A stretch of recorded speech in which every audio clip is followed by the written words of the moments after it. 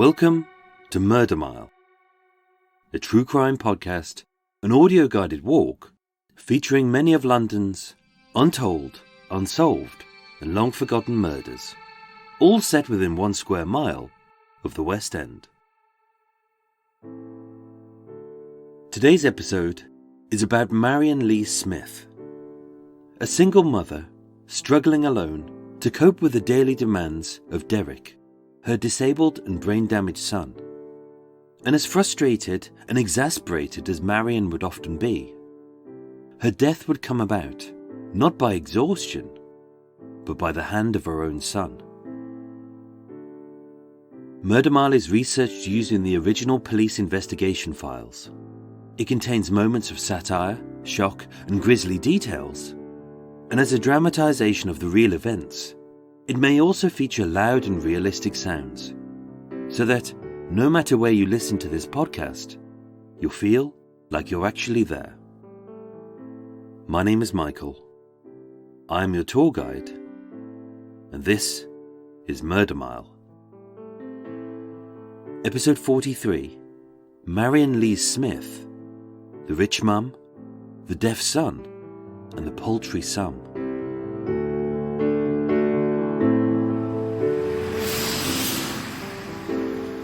Today, I'm standing on George Street, W1.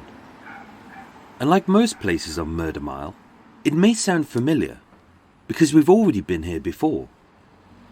As we're just one road south of the first failed assassination of former Iraqi Prime Minister Abd al-Razak Saeed al-Naif. One road north of the badly bungled abortion of Helen Mary Pickwoad. 1 square west of the Blackout Ripper's first victim, Evelyn Hamilton. And 3 blocks south of the terrorist tube bombing at Edgware Road. Coming soon to Murder Mile. In front of me is Bryanston Court at 137 George Street. A 7-storey mansion house covering half a square block with brown brick walls, black wrought iron railings, Art Deco lamps, and with 4 huge Doric columns in chalkstone on either side of the black wooden door. It looks very much like an old bank. Like much of Marylebone, George Street is rather grand, as being named after the most infamous of Britain's mentally unwell monarchs, as it's here that the unfairly dubbed Mad King George III ranted, raved, and recuperated from the debilitating blood disorder known as porphyria. Although this sleepy side street is chock full of 5-star hotels, embassies, galleries, and lines of posh cars, like a very literal willy measuring contest. Oddly, for a major metropolitan city, there's no people. It's lifeless, joyless, and colourless. Like a potato waffle, coated with caviar. Or like that very white kind of 1980s poodle poop, only sprinkled with lots of pearls.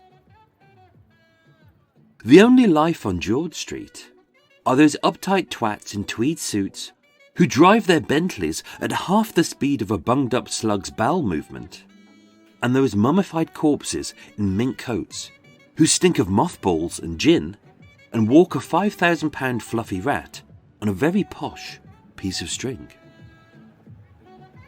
And although, in Bryanston Court, the 3-bedroom department of Wallace Simpson recently sold for £5.35 million,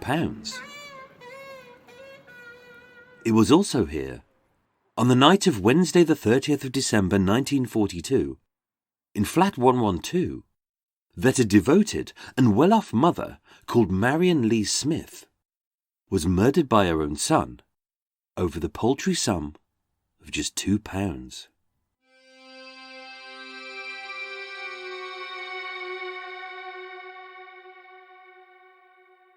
Life was idyllic for Marion Lees-Smith.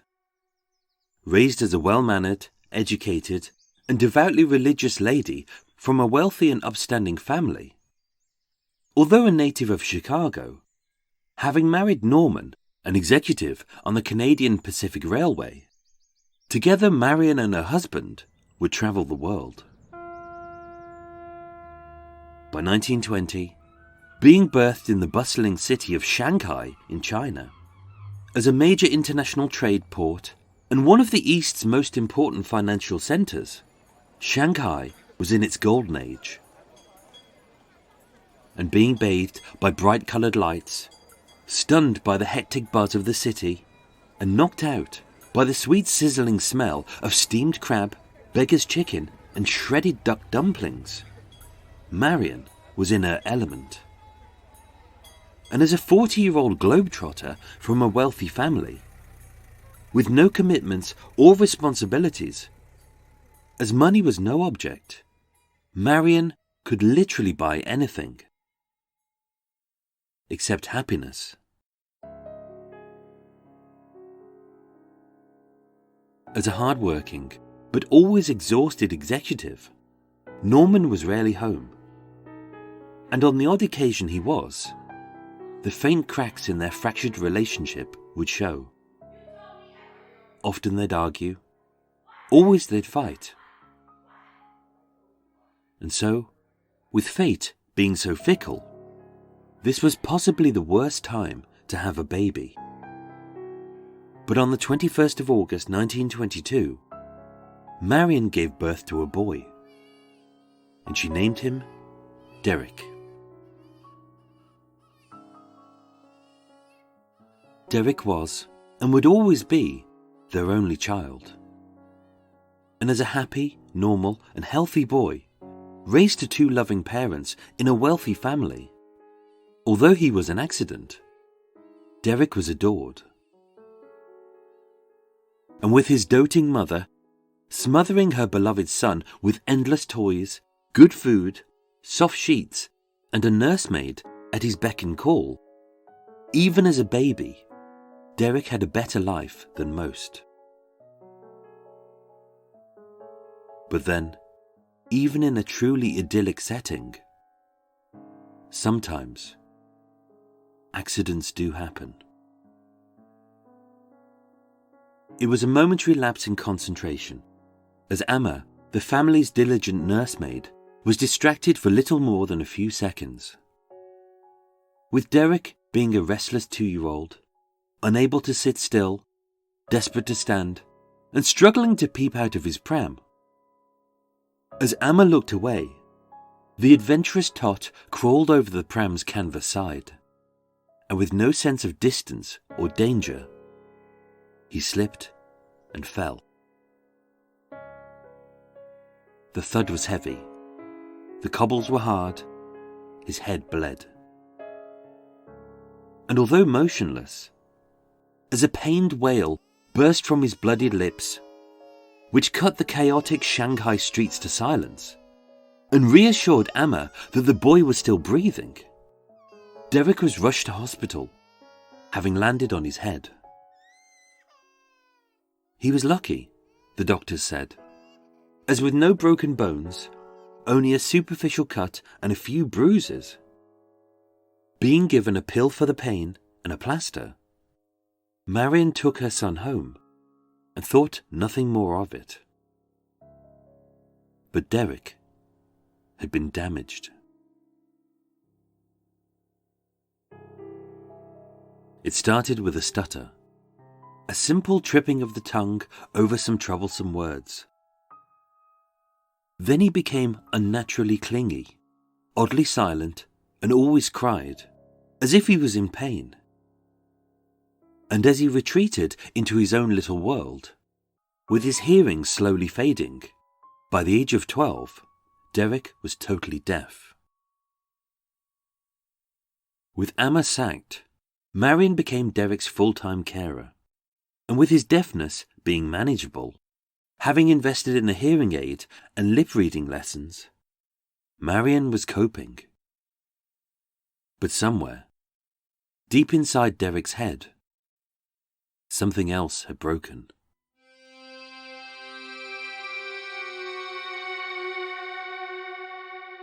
Having relocated to London, limited their social life, and put their globe-trotting days behind them, Derek's demands had placed great strain on his parents' relationship. And although they stayed in touch, Marion and Norman had split. Part funded by her family, Marion moved with her son into flat 112 on the 6th floor of Bryanston Court, a modern, well-furnished, 2-bedroomed apartment. And as a little family stuck together in a tiny West End flat, with no one for company but each other, although Marion and Derek were mother and son, to those who knew them, they seemed like an odd mix. 61-year-old Marion was a pale, thin, and hollow version of her former self. And although she was fastidiously neat and elegantly dressed, lacking any smile or sparkle, it seemed as if, every day, a little piece of her soul had drained away. And as a single woman, struggling alone, with a boy whose injuries she blamed on herself, Marion was the epitome of exasperation. Whereas Derek always seemed awkward in his own skin, like a 20-year-old man trapped in a 70-year-old's body. As with a messy mop of black hair perched above his elongated face, a dark crumpled suit which clung to his thin weedy frame, a set of horn-rimmed glasses with lenses like Coke bottle bottoms, so thick they magnified his tiny eyes to the size of saucers, and as his little legs walked with oversized strides, being forced to cart about the clunking great hearing aid with its bulky battery in a carry case. Although he was deaf, delicate, and socially awkward, he was eager for freedom. Not a lot, just some. But with Marion always fussing, huffing, and tutting, as a woman racked with guilt over her broken boy, believing she was a good mum, she had encased him in a cocoon.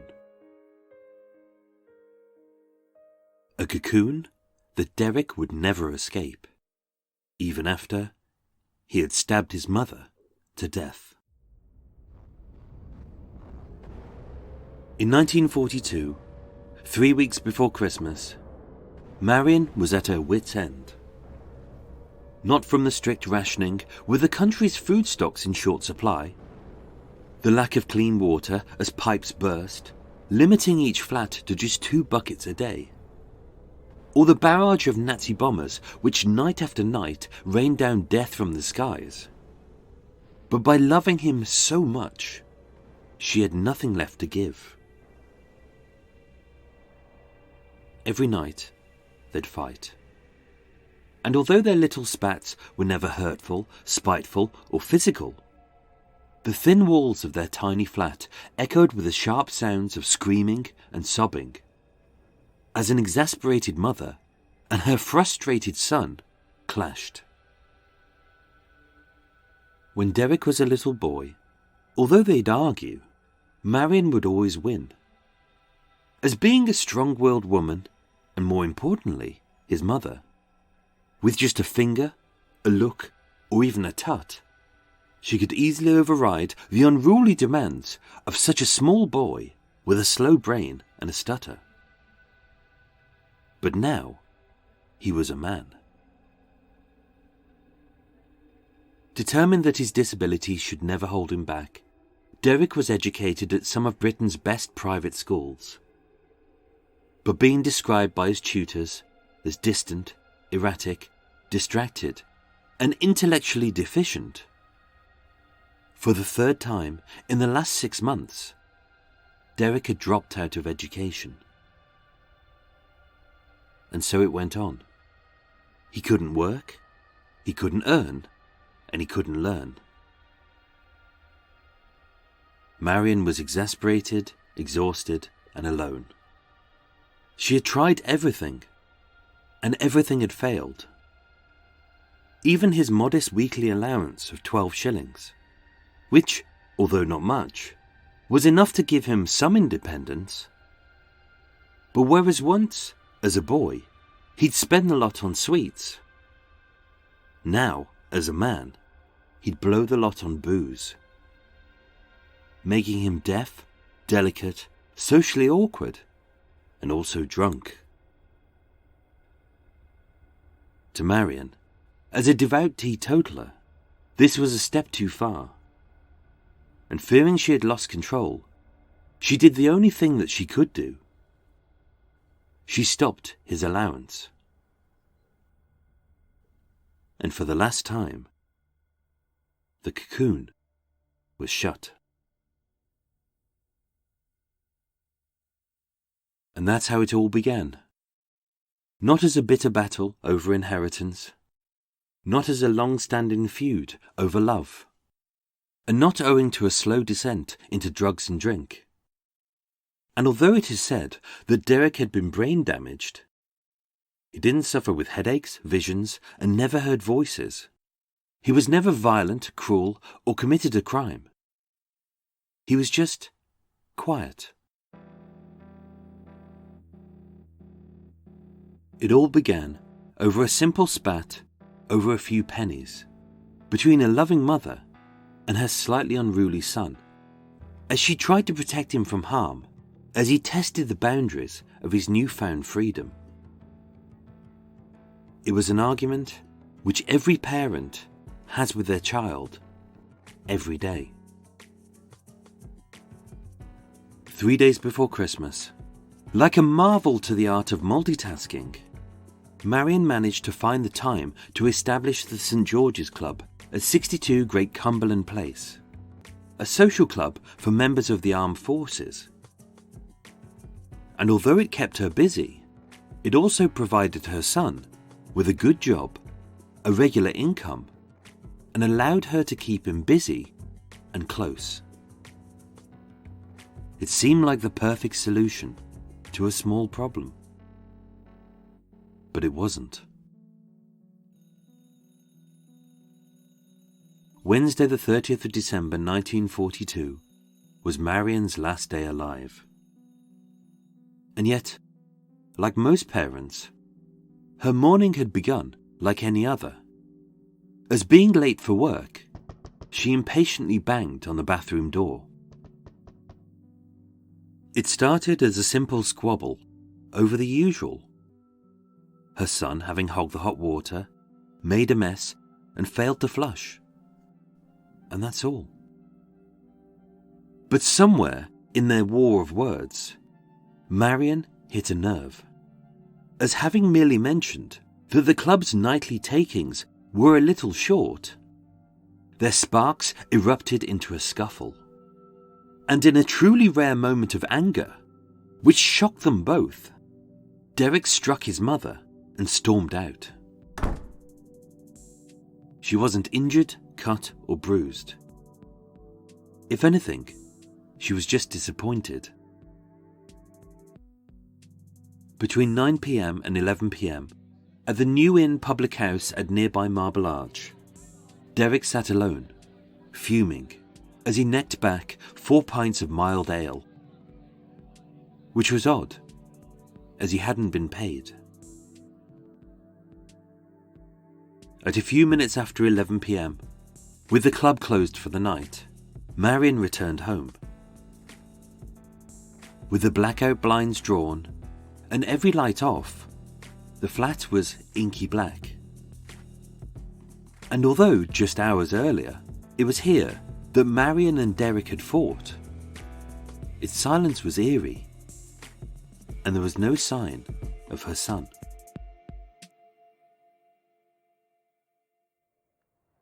As was her usual routine, Marion readied herself for bed.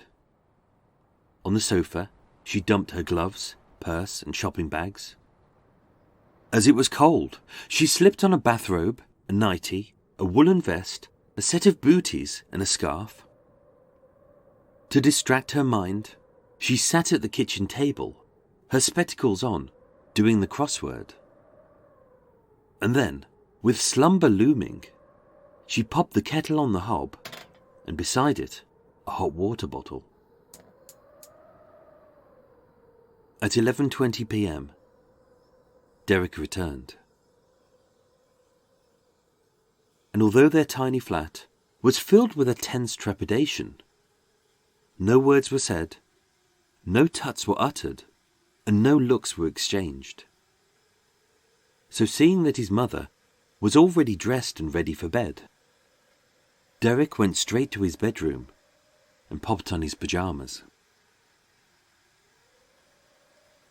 On his bed lay her brown attaché case. In it was the club's cash boxes, which she'd bring home every night. But it wasn't what it was, what it contained, or where it had been placed which made Derek smile, but what it meant. As still being trusted to count the club's take-ins, this wasn't just her money. It was a symbol of trust, a reconciliation, and one last chance. With a pad and pencil, Derek set about counting the cash.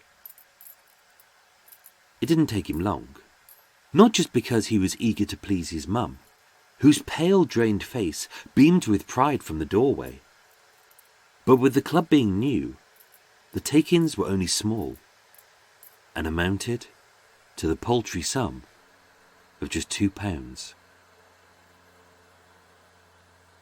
And yet, as she slowly sidled up to thank her son, she smelled the stale stench of booze on his breath. And that's all it took. An accusatory sniff, an exasperated sigh, and a withering look. The disappointed eye roll of a frustrated mother whose trust had been lost. But it was enough to make Derek snap. With a vice-like grip, the loose pale skin of her wrinkled neck folded over his forefingers as both of his hands squeezed her throat tightly.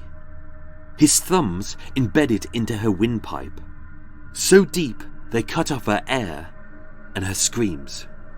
As standing over her, with wide staring eyes, her baby boy loomed large. And as her swollen tongue protruded from her pulsating purple face, with her blue lips agog, like her last ever words were trapped in the midst of a silent scream, as her whole world slowly went black, Derek let go. Marion gasped for air, gulping down great mouthfuls of oxygen as her pallid complexion returned. In court, Derek described this as a moment of temporary insanity. He just wanted to frighten his mother, and frightened she was. But as he stormed out of the bedroom, he knew he'd done wrong. Having taken the wailing kettle off the hob, Derek stood in the kitchen, his breathing staggered, his eyes flooded with tears, as being both terrified and ashamed of the truly awful act which he had done to his mum with his own hands. Hearing her sobs echo from the bedroom, to steady his nerves, Derek decided to fix himself a lime juice and ginger ale. And as he opened the cutlery drawer, his quivering hand hovering near the bottle opener, behind him, in the bedroom, he heard the distant crinkle of notes and the faint clink of coins being counted, as his mother checked the cash box for theft. And in that instant, Derek went from shame to rage. With her back to the bedroom door, she didn't hear her son return. With her head facing the bed, she couldn't see him rush up behind her. And being so focused on counting the club's nightly takings, Marion didn't see that in the hand of her baby boy, he held a 4-inch black-handled kitchen knife. The first thing she felt was a hard thump, like she'd been punched in the back, the force having shoved her forward into the bed. and feeling a warm trickle as blood ran down her spine. As she turned and saw her own knife, last used to slice spuds, sunk deep into her back, right up to the handle. As her left lung slowly pooled with blood, Derek retracted the blade and stabbed his mother again.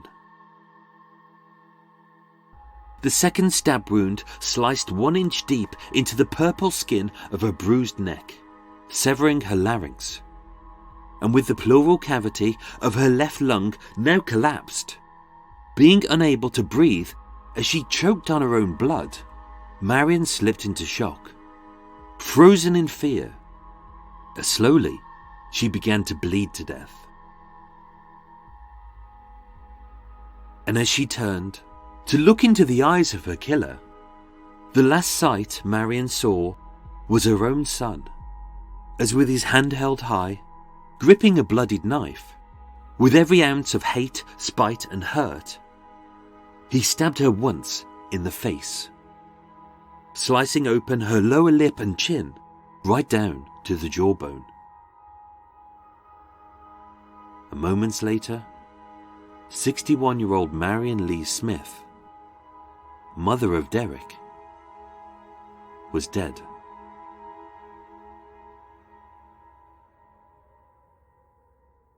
At 9:15 a.m. the next morning, Marion's body was discovered by their housekeeper. The crime scene wasn't difficult for Detective Inspector Clare to deduce. As with one dead body, an empty cash box, a locked door, her son missing, his fingerprints on the knife, and his blood-splattered pajamas soaking in the sink, having been seen by the night porter walking out of Bryanston Court barely moments after her screams had died. With Derek as the police's only suspect, his description was issued to all stations. With £2 in his pocket, Derek finally got the freedom he had dreamed of. But with those few stolen notes adding up to little more than £90 today, by 6:30 p.m, being broke, sober, and totally distraught, he handed himself in to the police, stating in a mumbled stutter, "The only thing I can say at my trial is I am guilty." Except he didn't. On the 16th of March 1943, in a 2-day trial at the Old Bailey, a tearful Derek pleaded not guilty to murder, but guilty to manslaughter on the grounds of diminished responsibility.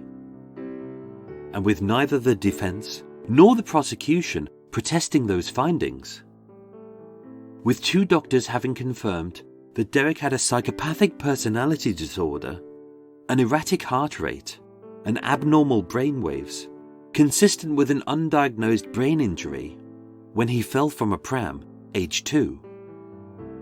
The jury retired for just 1 hour and 40 minutes, before they returned with the unanimous verdict of guilty, but insane.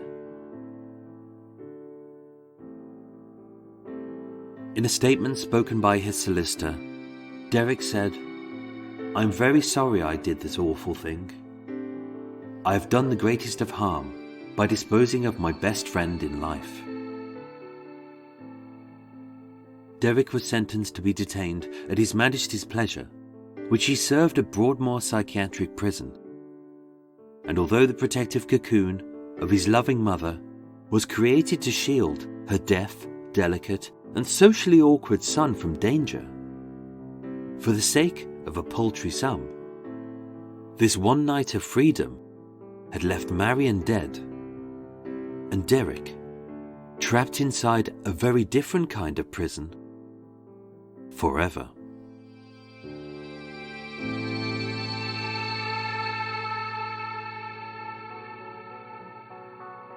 Ladies and gentlemen, thank you so much for listening to Murder Mile.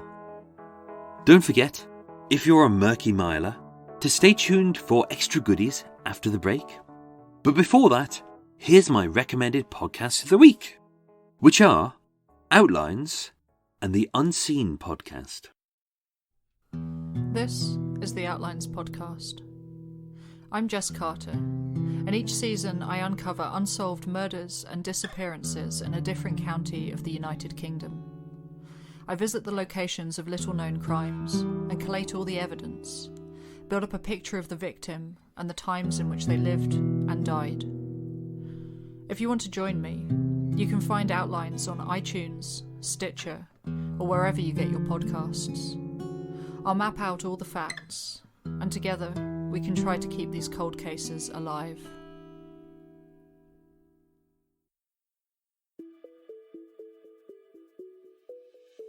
Hi, I'm Caprice, and I'm the host of the Unseen podcast. We look at missing person cases, unresolved crimes, and lesser-known stories from around the UK. We delve into cases that do not gain public attention, such as unidentified people and historic cold cases. If you're interested in true crime from the UK, then you might be interested in having a listen to The Unseen. You can find us wherever you listen to podcasts.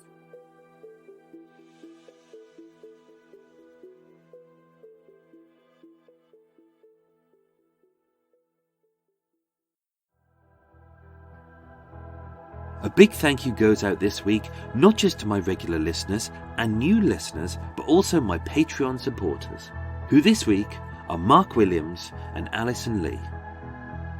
A big thank you, Mark and Alison. I'm donating to both of you one of my livers, split into two. So it's up to you what you want to do with it. Either you can sell it, give it to a donor, grill it, fry it, saute it, or, given that it's only 10% blood, but at least 90% Jack Daniels, if I was you, I'd drink it. Go on, treat yourself. Murder Mile was researched, written and performed by myself, with the main musical themes written and performed by Eric Stein and John Books of Cult with No Name. Thank you for listening, and sleep well.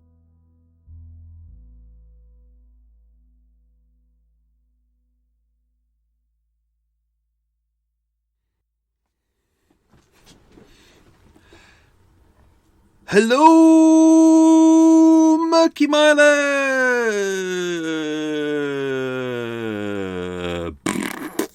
Hello, Murky Milers. Welcome to Extra Mile. How are you doing? You all well? You having a nice day? Hope you are. Obviously, I can't hear you reply back to me, but I'm sure you are. If not, if you are having a nice day, just say right now, say yes, I'm having a nice day. Or turn to the person next to you and say to them, are you having a nice day? That'd be nice, wouldn't it? Obviously, if we all talk to each other more, life would be so much better. But when you turn to a stranger anywhere now, they think you're a weirdo. So this is Extra Mile. This is the unscripted, unedited part of the show where we talk about the case that has just happened. I fill you in with extra details. There's no sound effects. There's no music. There's no blah, blah, blah, blah, blah. It's basically just me waffling. It's full of mistakes. So I'll trip over my tongue a couple of times, but it doesn't get edited out. This stays exactly as it... Oh, I burped. That would get edited out. I burped. That stays in. So... It's not compulsory. If you're new to Extra Mile, you don't need to listen to this, but a lot of people do enjoy it, and I enjoy it as well because it's therapeutic. After the hard work that goes into the first part, which takes months to research and 60 to 70 hours a week to write, or longer as this episode took, Extra Mile takes, all it takes is as long as it takes for me to record it, which is great. It's quite therapeutic, actually. So... that was a story of Marion Scott Lees-Smith and her son, Derek Thayer Lees-Smith. Obviously, their little flat was just around the corner of from Montague Square, where the first victim of the Blackout Ripper was murdered. And just around the corner from Maison Lyonnaise as well, where the Blackout Ripper picked up his first victim, that we reckon. And where Helen Mary Pickwood and the bungled abortion with Captain Tickle was as well. So these are all in kind of Marylebone area, which is just west of Soho. So this is in one of our other square miles. Obviously, we've got a few square miles now because there's lots of murders in Soho, but I want to kind of jazz it up a bit. I don't want us to get stuck in the same streets too often. So we've now got, what have we got? We've got Soho Murder Mile. We've got Fitzrovia, which includes one of the Blackout Ripper's victims, the Swedish lady, the student who was murdered. What was her name? Martine Vik Magnusson. So I knew Magnusson was in there somewhere. And the Charlotte Street robbery, and there'll be some more as well. And obviously, sorry, I'm keeping an eye out because I've got the kettle on. I'm making a cup of tea. I'm watching the kettle very closely. And obviously we've got Marylebone, which also includes Edgware Road area. Kettle's about to go. I'm disappearing. I'm getting... There you go. I got one of those old kettles where you put it on the gas hob and then it screams at you. There we go. Cup of tea. Obviously, because I live on a boat, I don't have a fridge. So I haven't got proper milk. So I have to have powdered milk. I know. A bit yucky. But there we go. Milk, 2 sugars, and a tea. And I'm treating myself with a little cake as well, because I feel like I need it this morning. Because this was an early start. This was not... Normally I start recording at about 7 a.m. I couldn't sleep last night, so I got up at 4. So this is... it's not quite dawn yet. So I probably sound I probably sound weird on this podcast, but... yeah, I'm either tired or lacking sleep. So yeah, Murder Mile's what we've got. We've got Soho, we've got Fitzrovia, we've got Marylebone, which covers Paddington area and Edgware Road. And I think as of next week, I will be throwing in Covent Garden as well, because it's quite a good hub of information and stories. Do you know, I've got a very sad story next week, but there's also, if you've heard of Burke and Hare, who obviously the Scottish gentleman, not originally from Edinburgh, but they mostly based out of Edinburgh, who stole corpses to sell for medical research and then started committing murders to sell off even more corpses. Covent Garden had its own version of them, who have basically been hidden. So I'm going to include Covent Garden now, so we can include those. There's also a very interesting murder about a guy who tries to commit a robbery and accidentally shoots himself in the face. Happy days. And we've got another one as well. There's a famous murder in Covent Garden, which all the tourists, the tour guides go on about, but it's so boring.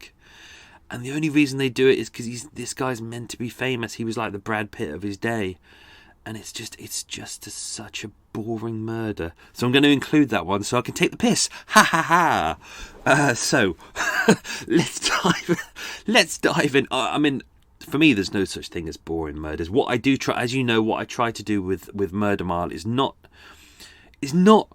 go into all these sensational murders. There's too many documentaries out there where people go, oh, there was a man and he kidnapped all of these women and he kept them in a cellar which he converted into a torture dungeon and he cut their heads off, and it's like, oh, that's easy to write.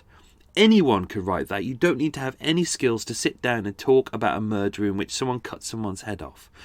The more sensational the details, the less work you have to do. Whereas what I'm trying to do with Murder Mile is show you, and this episode is a prime example, that you can have murders which are very unsensational, but if you dive down into them, they're very normal. What am I trying to say? I'm trying to say that people are kind of distancing themselves by focusing on these big sensational cases. So the cases where they go like the toolbox murderer, the toolbox killer and things like that. When it's a serial killer, it's sensational and you're distancing yourself away from it because the chance of you meeting a serial killer is remote. Whereas this story here, this is like most murders. And this is why most people ignore them, because they think, oh, it's boring, it's a domestic. But this is exactly what most murders are. It's mother and son, it's father and daughter, it's husband and wife. You're more likely to be murdered by someone you know. And that's what I'm trying to get across with these episodes, is by taking a very normal murder, nothing too sensational, and just going, oh my God, look, it's family, it's friends, it's not, you're not gonna have someone walk up to you off the street who you've never met before and just decide they want to kill you. If you're going to be killed, you're going to be killed by someone you know. And that's what I'm trying to get with these episodes. So they're deliberately not sensational. I will throw in some sensational ones just for the hell of it. But what I really want to get across is the idea that it is very normal murders. I think they're more interesting, and also it gives me a reason to dive deep into the characters to find out where they come from and what they're about. So, cup of tea in front of me. Very nice. And a Bakewell tart, which I will munch into shortly. So I got distracted looking at Bakewell tart. It's a cupcake version, so it's the size of a cupcake.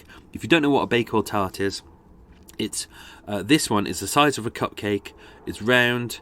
It's got short crust pastry on the outside, so it's quite hard, but when you bite into it, it goes all crumbly. And on the top is icing with a little glacé cherry. And when you go through that, you got next, which is the frangipan. I love frangipan. I know it's so sweet, but I love frangipan.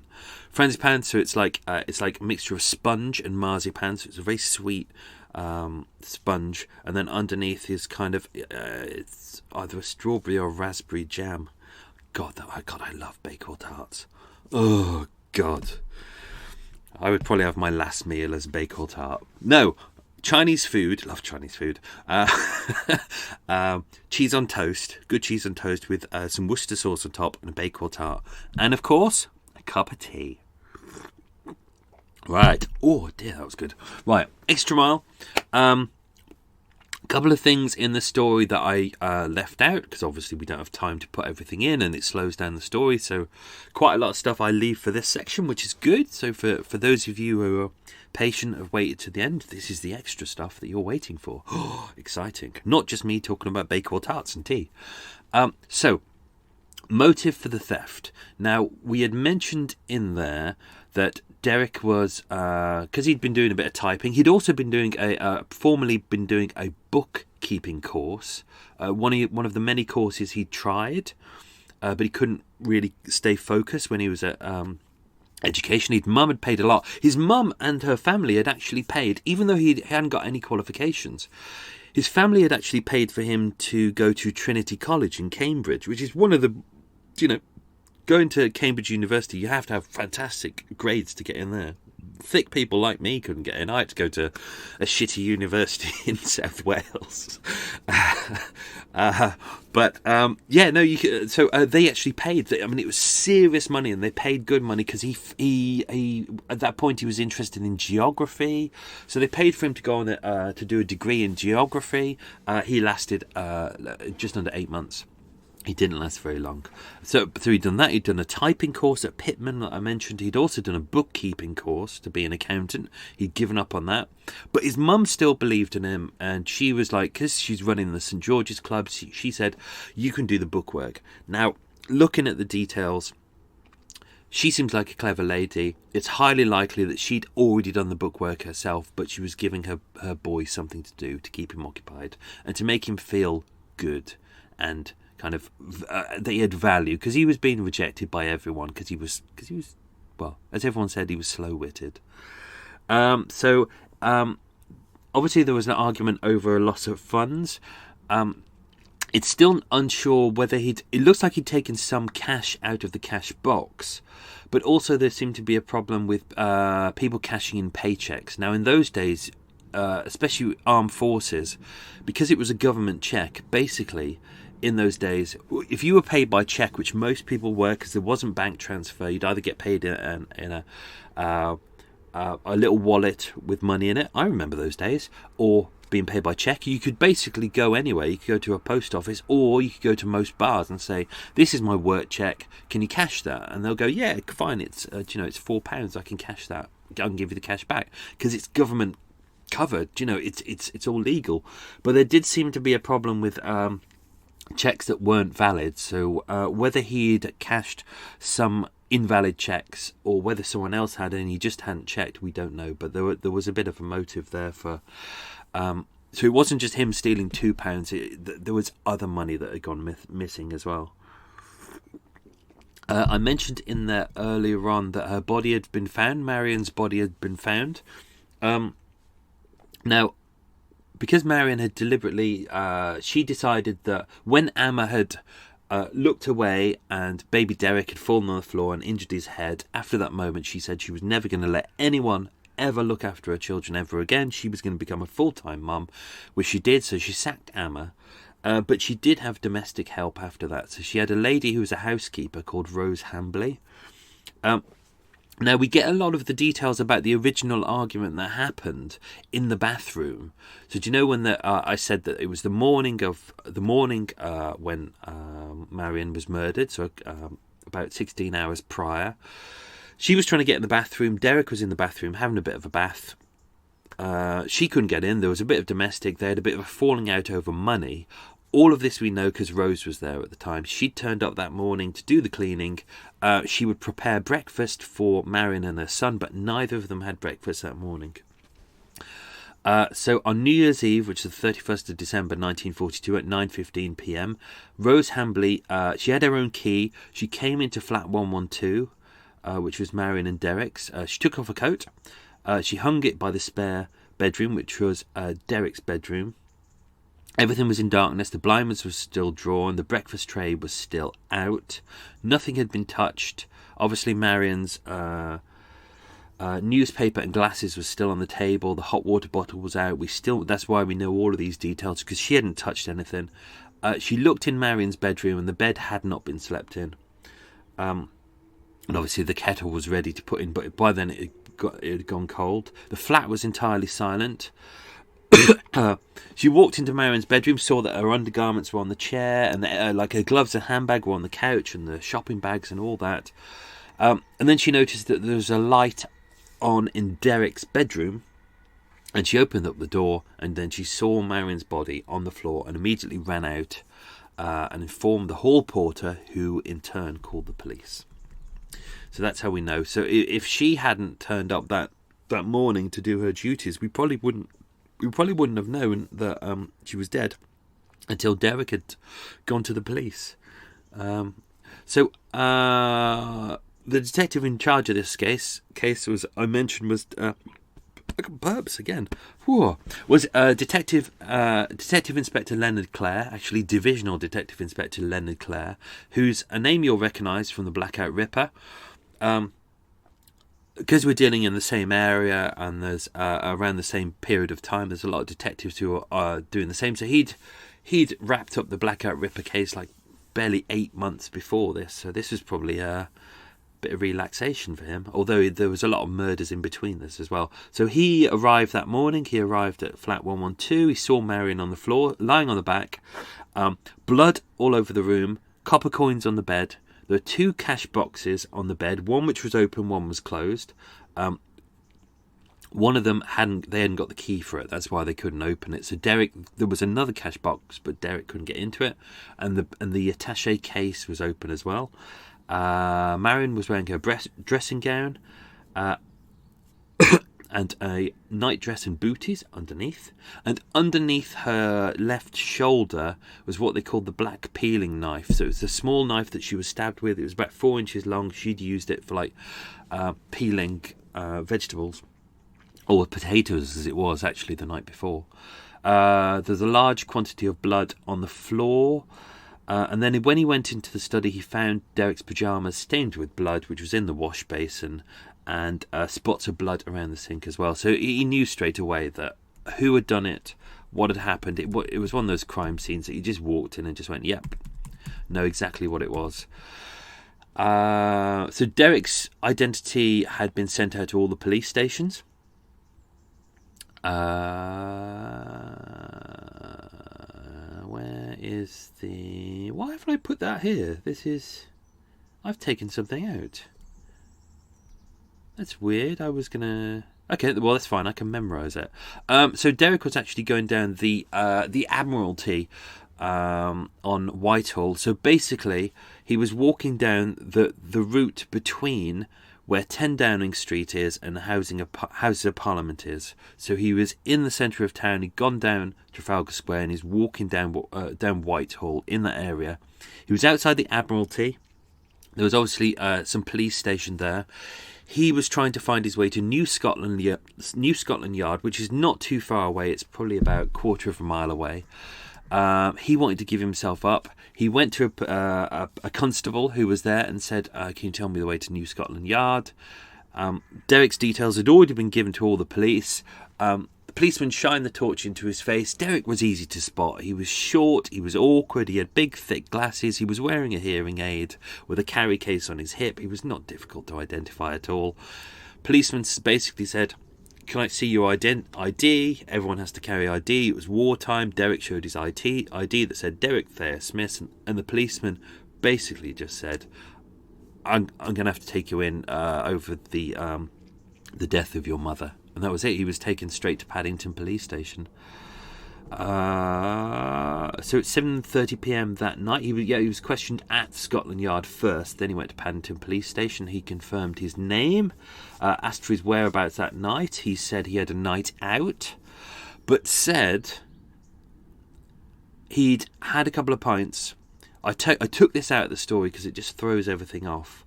But he said after he'd finished work, he had a night out, he had a couple of pints, he had 4 pints of ale, and then he had a complete blackout. He doesn't remember anything after that, so he doesn't remember the murder at all. But he knew he was guilty, and he even said to Detective Inspector Clare, I suppose this means the rope. So, obviously, because he committed murder, he knew that he was probably going to be executed. Although he wasn't going to be executed for that, because he firstly... he did, because it was murder in furtherance of a robbery. So even though he hadn't shot his mother, he could have been... If he hadn't have been found insane, he would have been executed. I'm sure he would have been Albert Pierpoint's, one of his next ones. Interesting note here, he did say... Derek did say, I suppose this means the rope. Don't think this is because of what's in her will. I'll go into that in a bit. He was remanded in custody.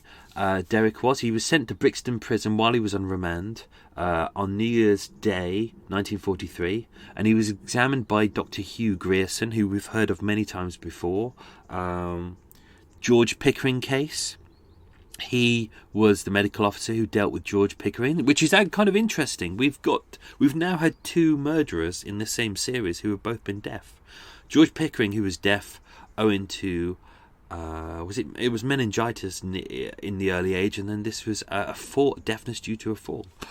So Hugh Grierson was medical officer at Brixton Prison. He observed Derek in hospital, did a quick family history, and found that there was a prior history of insanity in the family. He had one paternal aunt who was an epileptic, and who was a high-functioning, this is his words, a high-functioning mental defective. So that's on his father's side. And then he had a maternal aunt on his mother's side. I'm pointing that out just in case you don't know what paternal or maternal means. Just in case. And his maternal aunt was declared insane and died in an asylum at Wauwatosa. See, that's why I haven't put it in the script. Wauwatosa Sanatorium in Wisconsin. Her name was Miss Mabel Key, and she suffered from delusions and hallucinations.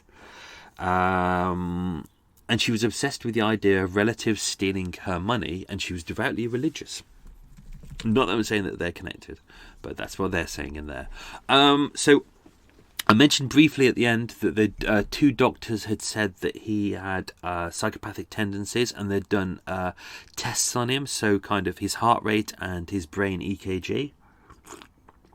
So these 2 doctors were Captain Leo Rao and Dr. J.D.N. Hill. J.D.N. Hill. He must really hate his first names to have done that. They stated that because Derek had low blood sugar, this meant that he had no control over his impulse to commit certain actions, but agreed that he knew what he was doing when he murdered his mother, and that he knew that it was wrong. So they took him to Sutton Hospital, which is in South London, to be examined by doctors. They stated that he suffered from hypoglycemia, obviously a shortage of blood sugar, which impaired his ability to control his actions. Dr. Hill conducted a series of tests using an an electroencephalogram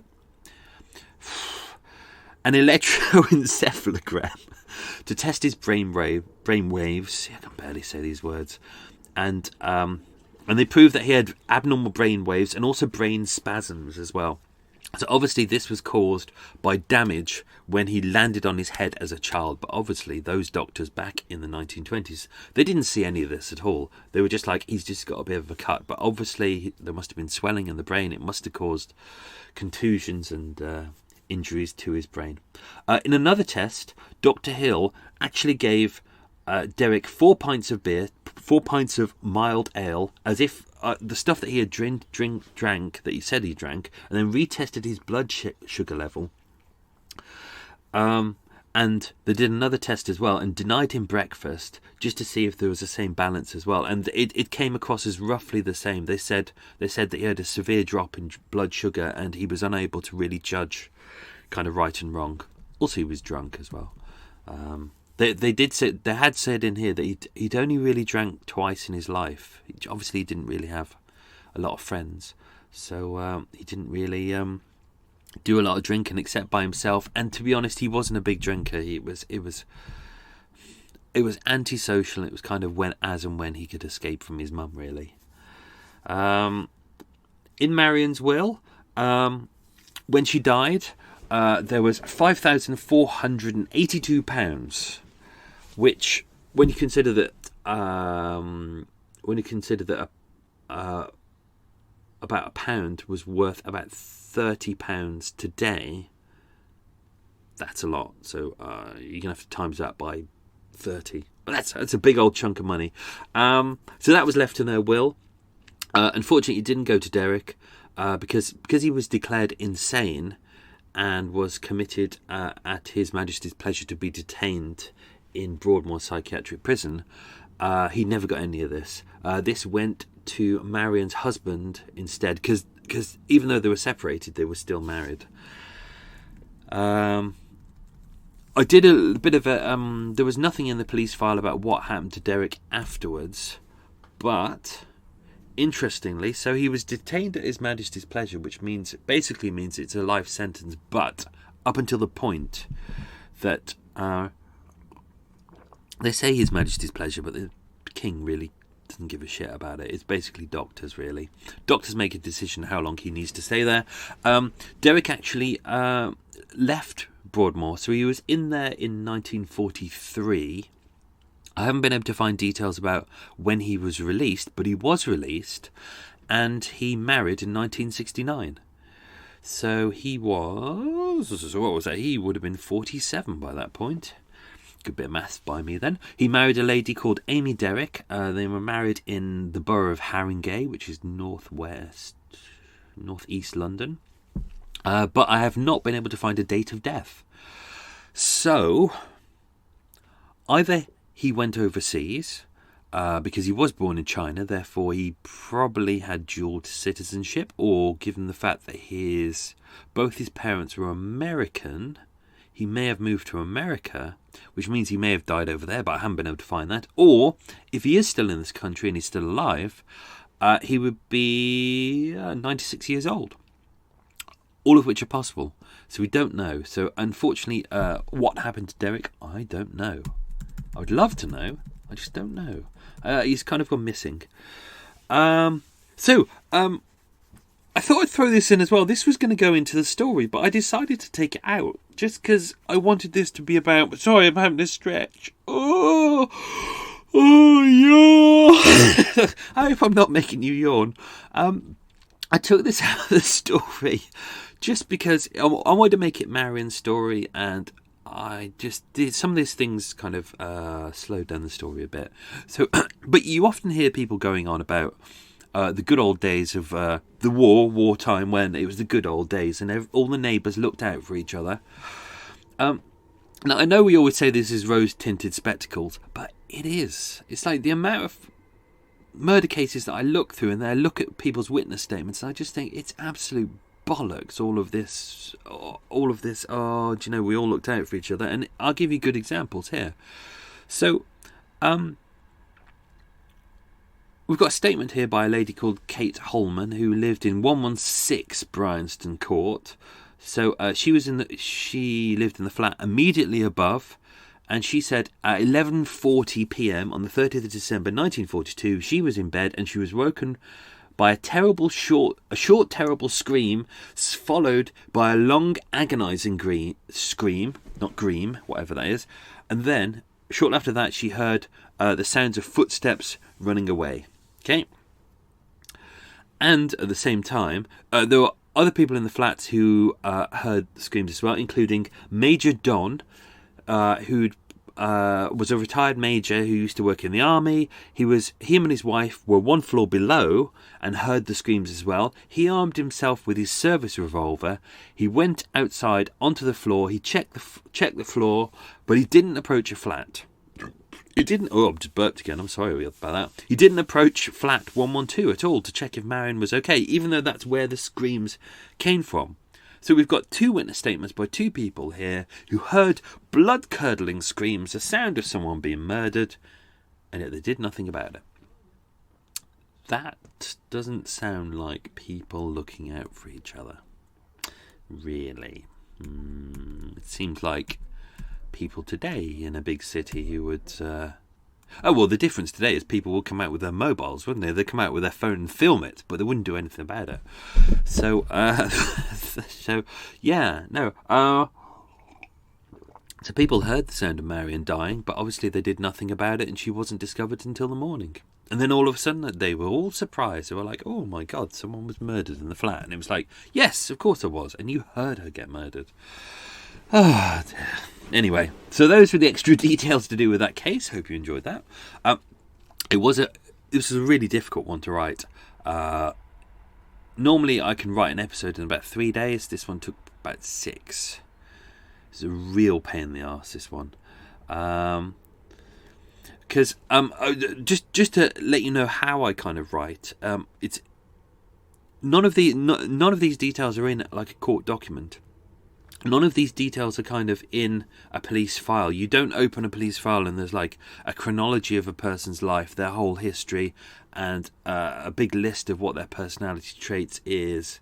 These things just don't appear there. When a lot of these documents, because they want to, like court documents, what they want to prove is whether someone committed a murder or not.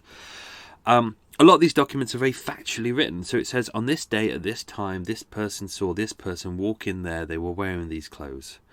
And that's all it is. You get very little about personality, and that's what I really want, is to learn about a person, so you can learn about their life and what they're like, and then you can see the murder from their perspective. So what I have to do is I go through all the documents, all the case files, all the court documents, I go through it, and then I find out what the murder's about. And I write all that up, and then I go through the case files again very carefully, and especially the witness reports, and I go through that very carefully, and I try and find little details which are important. So things like, in this case with Marion Lees-Smith, like there were details in there about how he was dressed. So he had a kind of a messy mop of hair on his head, so it's messy hair. He had thick glasses, Coke bottle bottoms, so he had bad eyesight. Obviously he wore a hearing aid. He was short. He was only about 5'7", but he walked with long strides. So a lot of this is all telling you about how awkward he is. He's quite a socially awkward person. Do you know, we were able to find out what kind of courses he was interested in. So he did accountancy and geography, things like that. So it's those kind of details that I kind of root out to try and find, to kind of write these episodes. But a lot of these files were really difficult. It was like you had to find witness statements and then find people who knew them for years, and then they go, Marion had, occasionally she'd meet friends with bingo, and you go, okay, bingo, that's important. It all helps. It's all these tiny details that help build up a bigger picture of the true person, because in these files these things just don't exist. You have to go and write them. Oh dear. So what's my brain's gone today.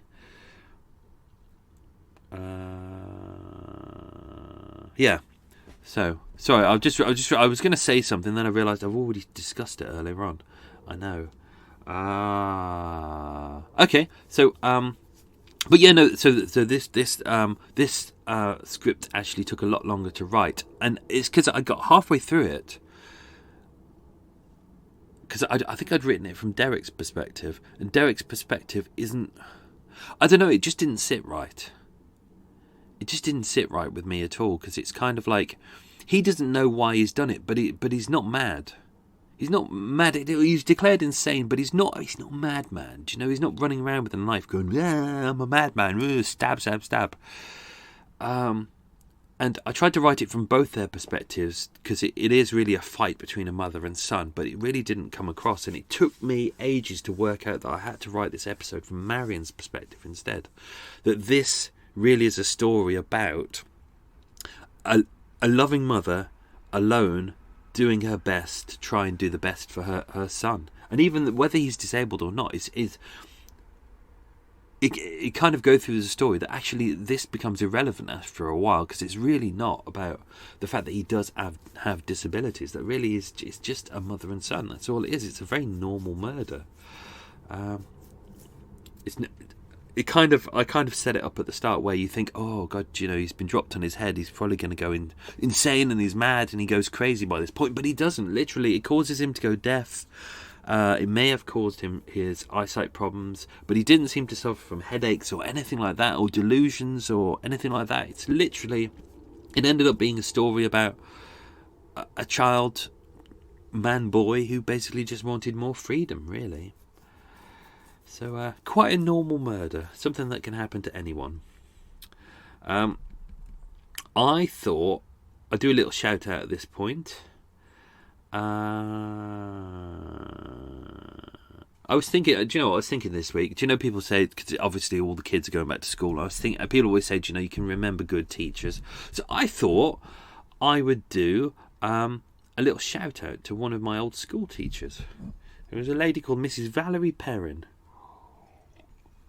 She was my English teacher, and do you know what? At school, I didn't really enjoy English. Not because of her. Do you know what? The syllabus around that time was all, do you know, the classic books. I'm using inverted commas. The classic books that everyone hates.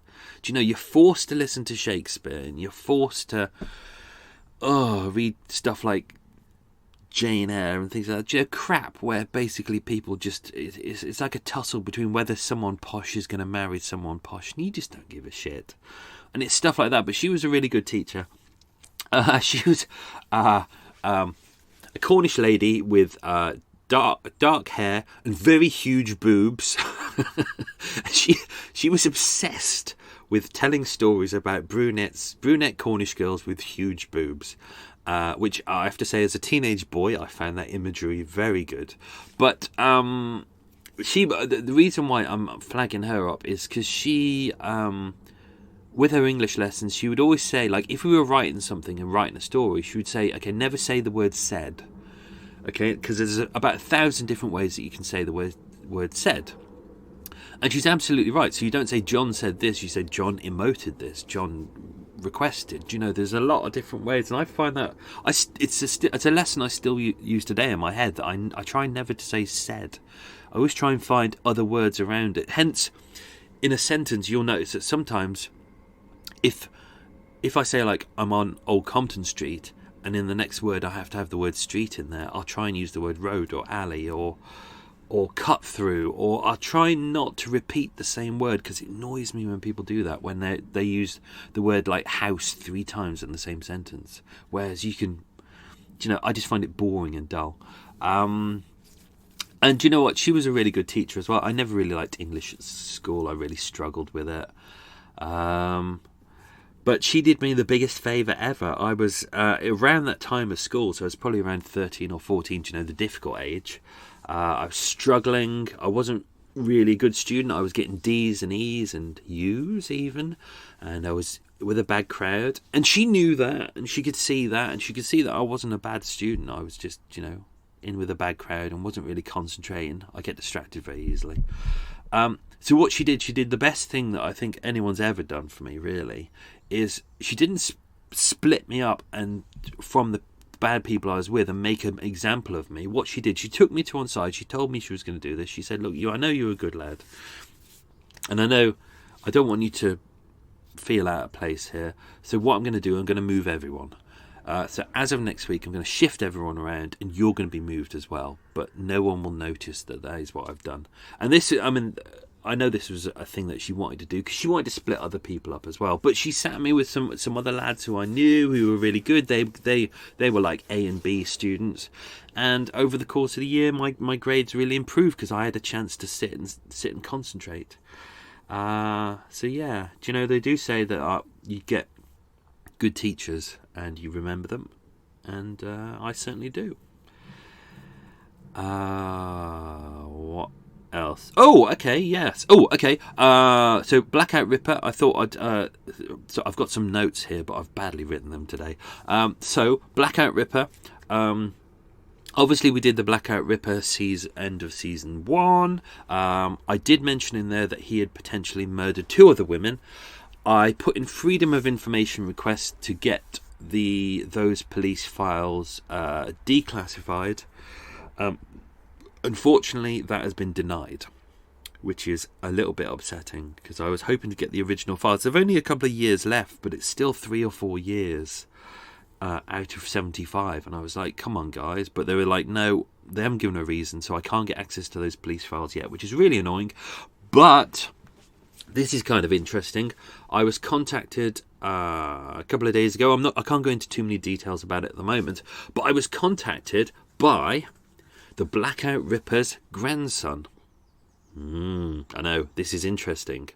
He's just found out about it himself. He's just found out that he's the Blackout Ripper's grandson. He's contacting me for more information because obviously I did the series, and I spoke to him on the phone. Really nice guy. He's digging up loads of information at the moment because obviously he knows the families relatively well.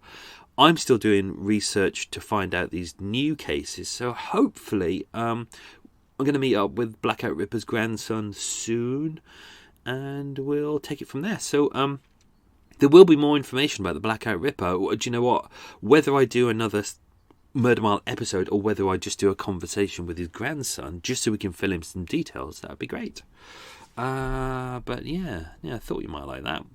I'm going to throw this in here. Now, you'll probably think I'm mad for doing this, because obviously you know I'm exhausted writing these episodes, because it's like 60 to 70 hours a week writing and producing these episodes and researching on top of that, and I am knackered at the moment and running out of time. But I'm thinking about setting up another podcast as well. Now, it won't be a podcast like Murder Mile, which is quite intense and, you know, well researched and well written, but it's a real HF, a real headfuck, if I'm honest. I enjoy it, but it's just really hard work, Murder Mile is. But also I don't want to do something which is like Extra Mile, which is kind of, you know, it's kind of free form, but it's unplanned and it's a bit of a mess. I don't want to do something like that. So this is what I'm going to do. I'm going to do a daily podcast. I know you're thinking I'm mad. A daily podcast, but a really short one. So basically 3 minutes long.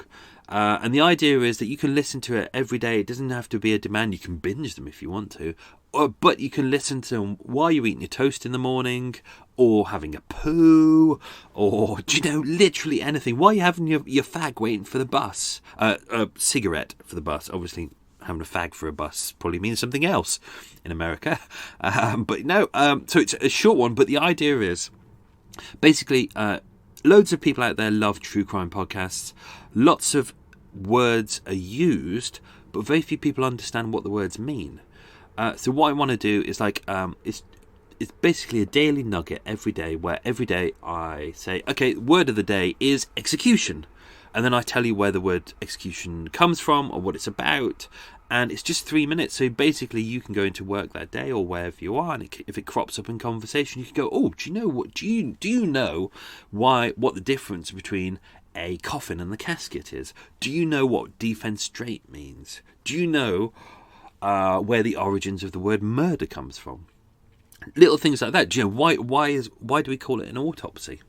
Where does the word mortician come from? Do you know, little things like that. So I'm going to do that. I'm going to try and kick that off in sometime in October. That'll be a daily thing. Only be 3 minutes long, but that's the thing. So I'm struggling with a name at the moment. I can't quite work out a name for it. So if you guys fancy, message me, email me, whatever. All is good. This is just between us at the moment. But I was thinking Deathtionary, a mixture of death and dictionary. But the word dictionary does put people off, as does the word lexicon. So it really is kind of a daily dictionary about death and murder. It's not just true crime. It's death, murder, it's true crime. It's kind of everything associated with that. I'm toying with the idea of death nuggets. Because that's really boils down what it is. It's about death, but it's kind of a daily nugget of information. So that's what I'm kind of thinking of. So yeah, no, if you can think of any names that might go with that, let me know. Whiz them over to me. That would be lovely. I can't think. I was also thinking murder words, because I like the way it phrases murder words. Although the problem is when you use words like murder and true crime in a search engine for podcasts, it kind of gets disappeared because so many people like myself use the word murder and true crime. So yeah, if you can, if any of you know of any, can think of any names for that, whiz them over. That'd be lovely. Anyway, that is the end of Extra Mile. That was a relatively long record. I'm going to finish my tea. I have got a cherry bakewell right in front of me that looks absolutely delicious. Oh, look at that. I'm going to tuck it. I will demolish that. That wouldn't fit in my mouth, but I will make sure it fits in my mouth in one go. That is delicious. Cool. Thank you so much for listening to Murder Mile and Extra Mile. Thank you so much to everyone who's left reviews on iTunes and all. I've just seen some lovely ones on Castbox. I never checked Castbox, but I just have, and so thank you to everyone who's posted them on there. And there's another podcast platform, I've forgotten it. But yeah, no. So thank you to everyone. Hope you enjoyed the episode, and we'll be back next week with more Murder Mile goodness. No song this week. Sorry about that. Have a good day. Be good. Bye.